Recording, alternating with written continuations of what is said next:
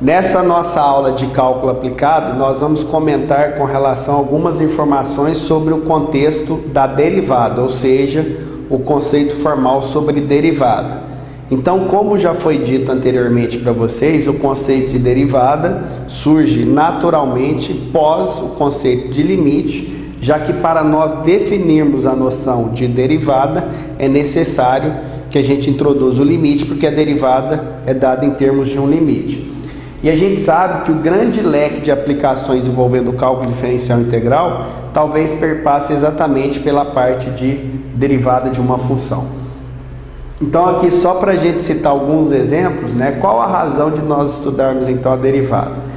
Talvez, para a gente não se esquecer, seja primordial a gente lembrar que derivada representa taxa de variação.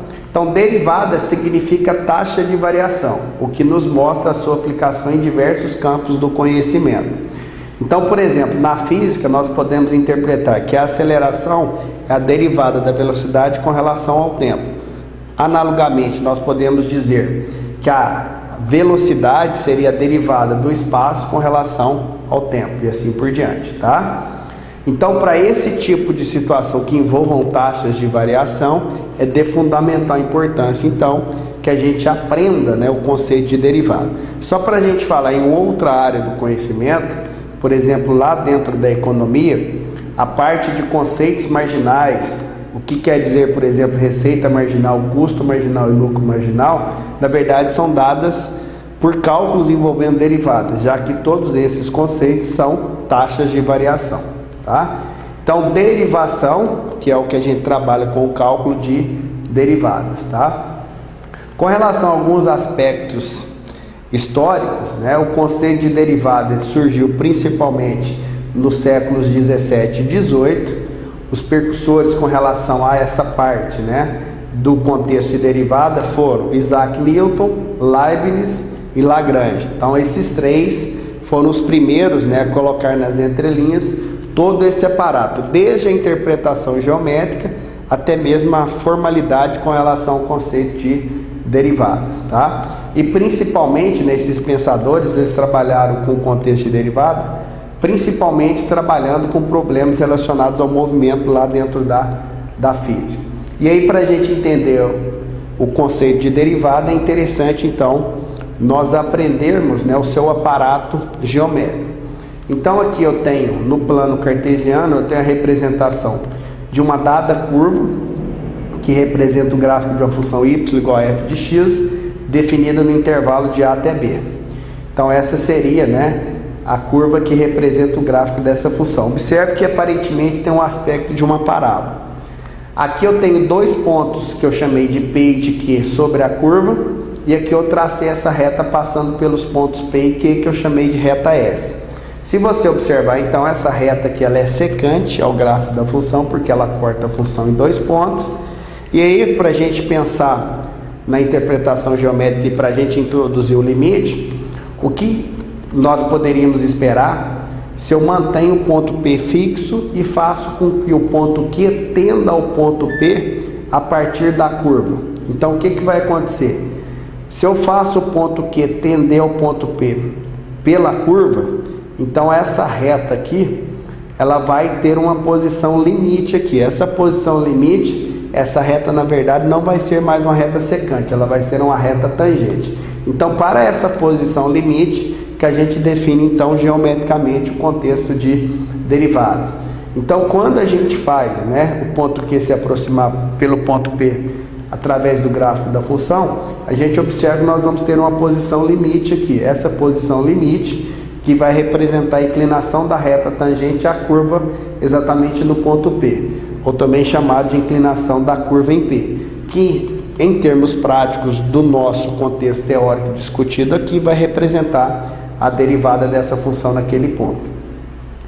Então, para a gente definir a inclinação da reta tangente, né, que vai ser dada através de um limite que vai representar a derivada, se eu tenho uma curva ou o gráfico da função y igual a f de x, o ponto x1, y1 sobre a curva que representa a função, então a inclinação da reta tangente nesse ponto P vai ser dada por esse limite, é o limite de f de x2 menos f de x1 sobre x2 menos x1 quando x2 tende ao ponto x1. Ou, em outras palavras, digamos assim, outros símbolos, se eu faço ΔX igual a x2 menos x1, eu posso olhar essa inclinação da reta tangente como sendo o limite de f de x1 mais ΔX menos f de x1 sobre ΔX, quando ΔX tende a zero. Seria a mesma coisa, tá? A partir do momento que eu caracterizo a inclinação da reta tangente, se nós trabalhássemos lá com a equação fundamental da reta, nós poderíamos caracterizar quem seria a reta tangente ao gráfico da função. Então, esta interpretação geométrica, quando a gente fala na inclinação da reta tangente, que vai representar exatamente a derivada da função naquele ponto. Então, feito isso, nós podemos definir, então, formalmente o conceito de derivada. Então, a derivada de uma função y igual a f de x, que nós podemos representar por dy dx, f' de x, y', né? Vamos ler f' de x, tal que o seu valor em qualquer ponto do domínio da função f é dado pelo seguinte limite. Então, f' de x é o limite de f de x mais ΔX menos f de x dividido por ΔX, quando ΔX tende a zero. Então, se este limite existe, a gente fala, então, que aquela função é derivável naquele ponto, tá? E aí, né, nós podemos falar também, quando uma função é derivável em qualquer ponto de um conjunto, a gente fala que aquela função é derivável naquele conjunto. Então, no caso, quando a gente fala que a função é derivável em cada ponto do seu domínio, a gente fala que ela é derivável para todos os seus pontos. Aqui algumas outras representações que nós temos com relação à derivada. df de x com relação a x, então a derivada de f de x em relação a x, dyx, mesma coisa, dy dx, que talvez seja a nomenclatura mais utilizada juntamente com f' de x, tá? E aí depois que a gente entra, né, com a definição formal, como feito lá na parte limites, a gente tem as regras operatórias envolvendo as derivadas. E para nós chegarmos no contexto de resolver problemas envolvendo taxas de variação, nós devemos ter em mente todas essas regras operatórias que envolvam as derivadas. Então, por exemplo, a derivada de uma função que é constante é zero. Se a função é constante, ela não possui taxa de variação. A derivada da função potência f de x igual a x elevado a n é n vezes x elevado a n menos 1. A derivada da soma é a soma entre as derivadas. A derivada da diferença é a diferença entre as derivadas. E assim por diante. Então, antes de nós interpretarmos, né, nas aplicações que demandam do cálculo de derivadas, é necessário, então, que a gente tenha em mente todas essas regras operatórias.